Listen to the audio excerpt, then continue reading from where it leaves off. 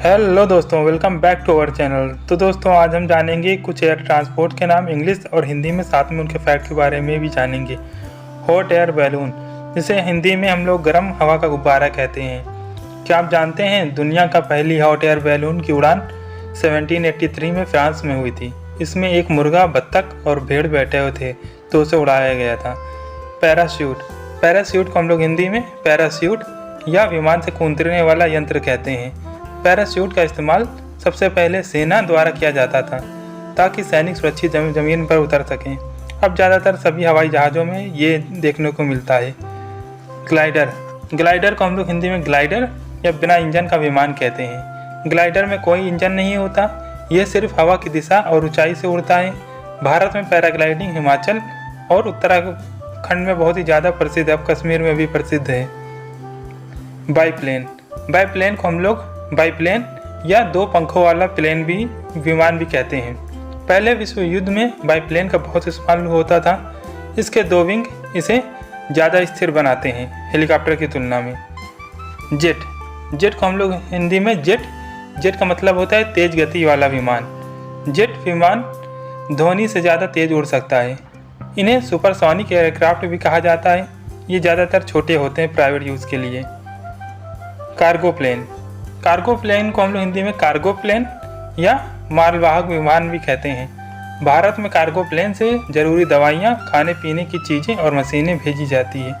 खासकर आपदा के समय इसका इस्तेमाल होता है। स्पेसशिप को हम लोग हिंदी में अंतरिक्ष यान कहते हैं। भारत का इसरो अपने स्पेस मिशन के लिए दुनिया भर में मशहूर है, जैसे चंद्रयान, गगनयान, ये सब स्पेसशिप इसरो के द्वारा भेजे गए हैं।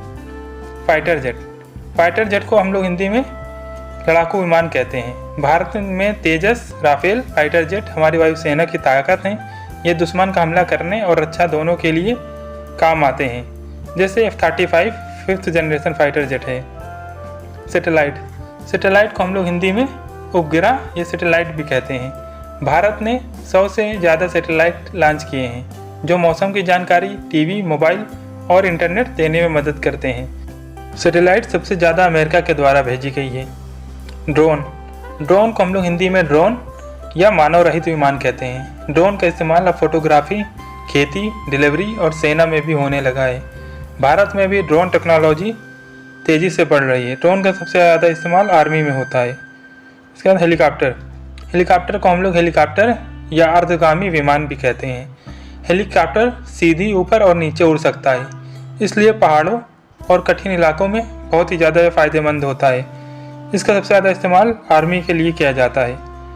एरोप्लेन को हम लोग हिंदी में एरोप्लेन या हवाई जहाज़ भी कहते हैं। भारत की पहली कमर्शियल उड़ान 1911 में इलाहाबाद से नैनीताल के बीच में हुई थी, जिसमें एरोप्लेन से चिट्ठियाँ भेजी गई थी।